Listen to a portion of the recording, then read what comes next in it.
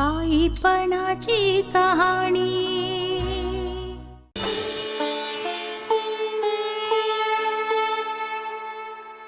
आई, अंबे, जगदंबे, मी Palmer आहे, Palmer आहे मी। इतकी वर्ष मंत्रपठण केलं, व्रतवैकल्य केली, शास्त्रांमधले सगळे नियम पाळले, शास्त्रांचं पठण केलं, तरी पण मी आंधळाच राहिलो, आंधळाच। सहज भावानं तू संकेत देत होतीस, पण मी आंधळ्यासारखा पढत मूर्ख होऊन पुस्तकी ज्ञानाला चिकटून राहिलो होतो। ती स्त्री कोणी सामान्य नव्हे। कपडे जरी फाटके तुटके असले तरी तिच्या चेहऱ्यावरची प्रभा अनन्यसाधारण आहे, हे माझं मन मला वारंवार सांगत होतं। तरी पण मी त्या धोपट मार्गावरून हटत नव्हतो। वास्तवाला नाकारून काल्पनिक नियमांमध्ये जखडत होतो स्वतःला। या गावात जन्माला आलो, पण या प्रकाशाच्या तिरपीबद्दल फक्त ऐकूनच होतो। तो अनुभव कधी घेतला नव्हता, तो साक्षात्कार कधी झाला नव्हता। पण माते, ती आली आणि हा अनुभव। क्षमा कर माते, मी आंधळ्यासारखा वागलो तिच्याशी, आंधळ्यासारखा।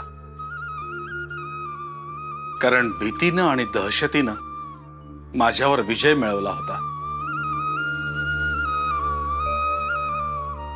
कालिंदीशी लढणं खरं तर हे गावातल्या पुजाऱ्याचं कर्तव्य आहे, पण मी कच खाल्ली, नाही लढलो।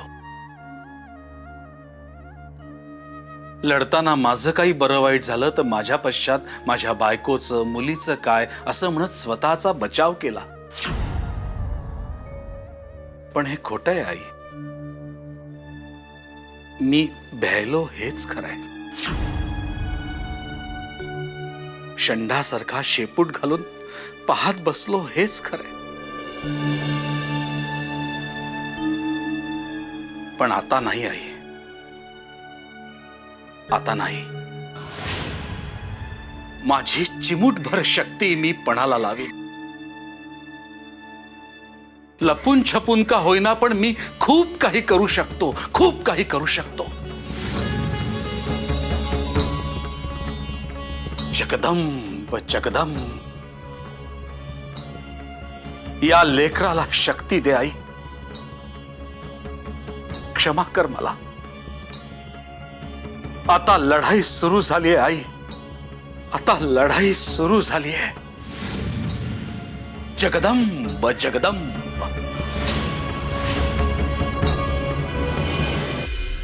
ओम विच्च, ओम विच्च। जय सिंग, सगळं लक्षात आलंय ना? चाल मग, निघ इथून। मोठाई, मैदान साफ झालंय, चला।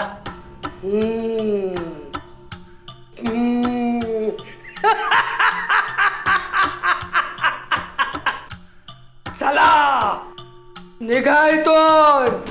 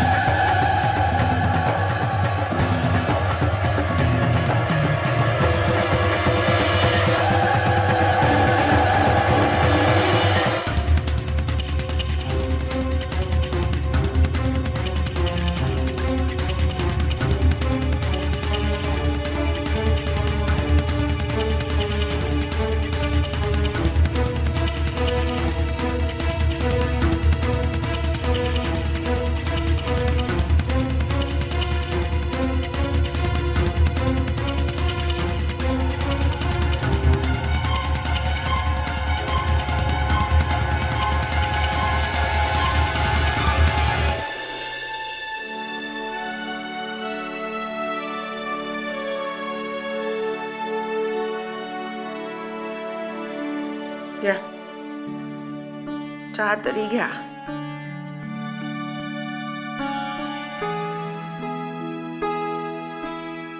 बोलण्याचं तर काही नावच दिसत नाही. काही विचारू नकोस. कुठे चाललोय, कशासाठी चाललोय, अजिबात विचारू नकोस मला. जेवणाचं काय आहे का तेही विचारू नको. मला उशीर झाला तर तू आणि भक्ती जेवून घ्या. ते झालं रात्रीच्या जेवणाचं. आत्ताच्या जेवणाचं काय आहे सांगायला सवय का? बरं. सुखरूप जा आणि सुखरूप या. आणखीन काय सांगू.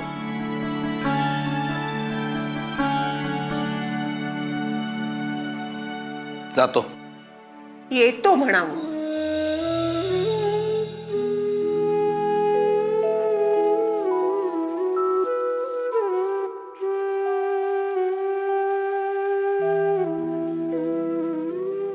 आई जगदंबे, हे असं भोळं ध्यान माझ्या पदरात बांधलंयस. रक्षण कर ग बाई त्यांचं.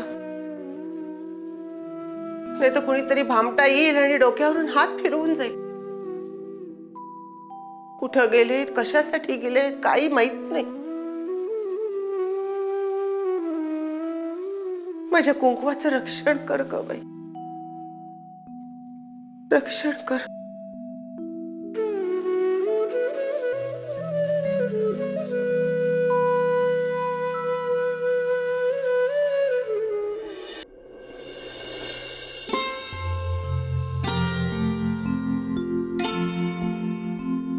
थोडं बरं वाटतंय ना आता? आंघोळ केल्यावर थोडी ग्लानी आली होती. तर असं वाटतंय खूप दिवसांच्या काळ्या स्वप्नांमधून जागी झाली. खरंच काळं स्वप्नच होतं ते. पण आता तू ते दुःख बाजूला ठेवून पुन्हा उभी राहतेस. तुझं कौतुक करावं तेवढं थोडंच आहे बाळा. आता हे सगळं दिगंबरांच्या इच्छेसाठीच करतेय मी. त्यानेच तुझ्या मनाला शांती मिळेल. हे बघ सविता, आता मला निघायला हवं. मी सगळ्या घरात गोमूत्र शिंपडलेलं आहे, शुद्ध केलंय ते. आणि तुझा दोन्ही वेळचा स्वयंपाकही करून ठेवलाय. आणि माझ्यासाठी मी डबा घेऊन जाते. देवाने दिगंबराला नेलं, पण माझी आई मला परत मिळवून दिली. तुझा खूप आधार आहे का मला? तू परत देवळात जायलाच हवं का? हो सविता, मला माझ्या आईच्या पायापासून हलता नाही येणार. शुभ शक्तींचा केंद्रबिंदू येतो. सविता, तूही काळजी करू नकोस. आईची नजर आहे तुझ्यावर. दुर्गा मावशीसाठी पण जेवण घेतलंयस ना? नाही. का? आता दुर्गा मावशी परत कधी येणार नाही. का? अगं, तिचं कार्य संपलंय आता.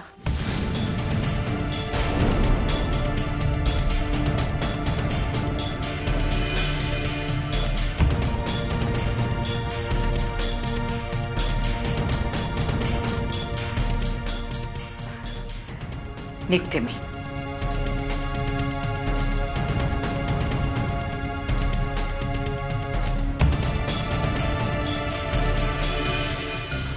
मोठाई देवीचा, मोठाई देवीचा, मोठाई देवीचा, मोठाई देवीचा, मोठाई देवीचा. माझ्या गावकरी बंधू भगिनींनो, तुम्ही समजे साक्षीदार आहे जे काय घडलं त्याला. जे काय घडलं ते लय चिंताजनक आहे, गावासाठी लय धोकादायक आहे. या सगळ्याला कारणीभूत आहे ती महामाया. त्या महामायेनं त्या कुष्ठरोगी अवदसेला आसरा दिला, मोठाईचा पुन्हा पुन्हा अपमान केला.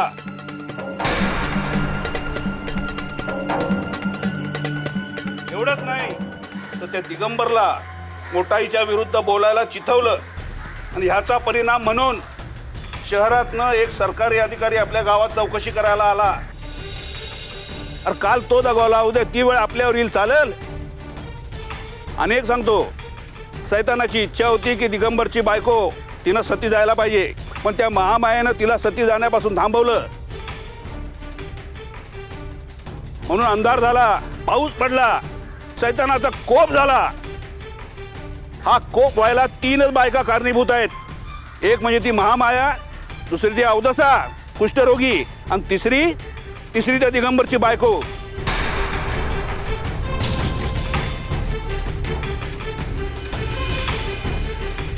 या तिघींना ताबडतोब या गावातनं बाहेर काढून टाकलं पाहिजे, नाही तर गावावर संकट येईल. काय चालेल तुम्हाला? हा, मग ताबडतोब त्या तिघींना पण या गावाच्या बाहेर आपण हाकलून दिलं पाहिजे. आणि तसं जर केलं नाही तर मोठाई हे गाव सोडून जाईल. आम्ही तुम्हाला सांगण्याचं काम केलेलं आहे. आता उद्या मोठाई गाव सोडून गेली तर त्याचे काय परिणाम होतील तुम्हाला ठावच आहे. हा, मोठाईचा विजय असो, मोठाईचा विजय असो, मोठाईचा विजय असो. अरे बघताय काय? मग चला ताबडतोब. चला चला.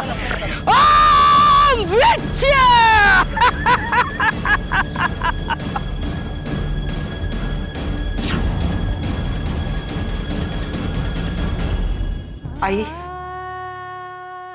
तुझ्या कृपेने मला रोज 2 घास मिळतात, पण रोज घास गिळताना मला माझ्या मुलांची आठवण येते ग. शेखर, समीर, संपदा, कसे आहात रे तुम्ही बाळांनो? तुमची आई गेली असं समजून तुम्ही शोक करत असाल ना?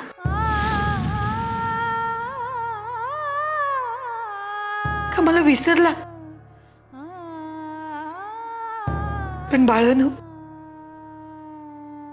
मी कशी रे विसरेन तुम्हाला?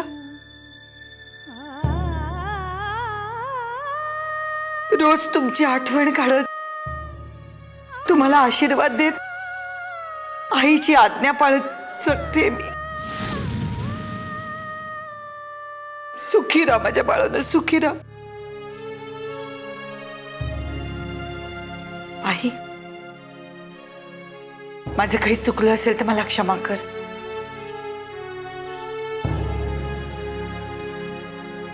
तुझी कृपा अशीच माझ्यावर असू दे.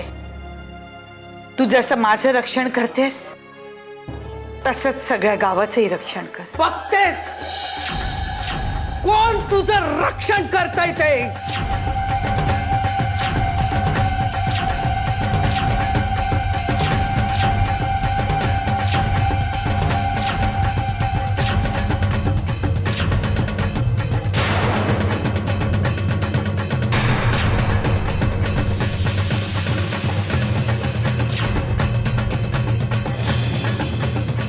ताबडतोब या गावातनं निघून जा,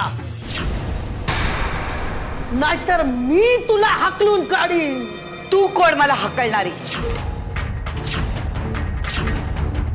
ही सगळी पृथ्वी माझ्या आईची आहे, आई जगदंबेची. आणि तिने मला आदेश दिला या गावात राहण्याचा. हलणार नाही मी इथून. असेल हिम्मत तर काढ मला बाहेर. कोणाची बोलतेस तू? जीभ अशी लहान करून मोठ्याशी बोलत नाही कुणी. अजून वेळ गेलेली नाहीये. मोठाईच्या पाया पड, माफी माग. तुला शरण मिळेल.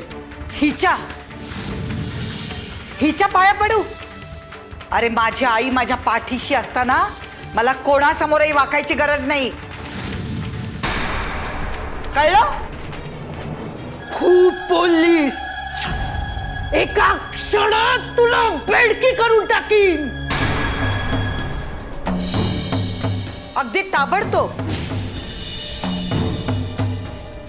तुझ्यात ही शक्ती असेल ना तर खरंच करून दाखव मला बेडकी. अगं तू कसली आलीस महाशक्तिवान, सगळं थोतांड आहे हे.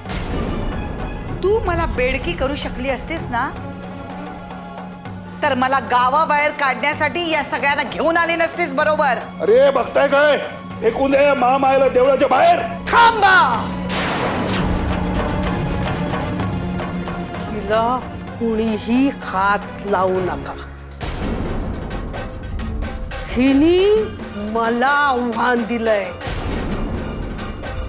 ह्या कालिंदीला आता ही ह्याच गावात राहून नाक घासत माझ्याकडे माफी मागणार आणि मला जाऊ द्या अशी भीक मागणार. हा कालिंदीचा शब्द आहे. ओम विच्छु! ओम विच्छु! ओम विच्छु!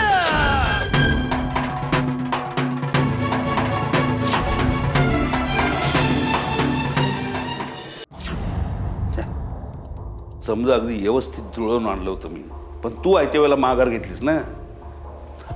अगं गाववाले त्या बाईला गावाच्या बाहेर धक्के देऊन काढायला तयार होते. नेहमी पाहुण्याच्या चपलेने इंचू चिरडायचा असतोय, पण तू आयत्या वेळेला शेपूट घातलीस ना. आता डोंगर कोसळणार आहे आपल्यावर. आता लोकांना मोठाईच्या शक्तीबद्दल संशय वाटेल. सगळ्या गावात आपली चीतू झाली आहे आपण माघार घेतली म्हणून. आता आपल्याला कोण विचारणार? छू म्हटल्यावर छू व्हायचं, उठ म्हटल्यावर उठायचं. आता दास आणि चिलटे पण आपल्याला विचारणार नाहीत. बाई तुझ्या दहशतीचा वापर करून अख्खं गाव मोठं ठेवलं होतं मी. आता ते दिगंबरचं प्रकरण थोडं जड गेलं, पण पुन्हा तुझा वचक निर्माण करायला केवढा व्याप करायला लागला ठावाय तुला. चांगली सुवर्ण संधी चालून आलेली, तू वाया घालवलीस ती. आता काय करू मी, काय करू का आता मी? गप, एकदम गप. मी केलंय ते बरोबरच केलंय. फक्त माझा होरा चुकला. मी तिच्यावर चाल करून आले म्हटल्यावर ती पळ काढेन असं वाटलं होतं. पण पळ तू काढला. अगं तू म्हणालीस म्हणून. अगं गर्जना केलीस पण तिची बेडकी नाही केलीस ना. कुबड्या, मी तिला सोडलेलं नाहीये. मला तिला गावकऱ्यांच्या समोर शरण आणायचंय. मी जर तिला बेडकी केली असती तर खेळ इथेच संपला असता. ती जिंकत असताना मला तिला शरण आणायची आहे. तेव्हाच गावकऱ्यांमध्ये माझी दहशत वाढत जाईल. आता बघ मी काय करते ते. असे तिचे हाल हाल करते की अख्खं गाव थरथर कापलं पाहिजे. मगच त्यांना कळेल की कालिंदी म्हणजे काय आणि तिच्या विरोधात जायचं म्हणजे काय. एक ध्यानात ठेव, त्या वसुधा बरोबर त्या दिगंबरच्या बायकोचा बी बंदोबस्त तुला करायला लागेल, कळलं काय?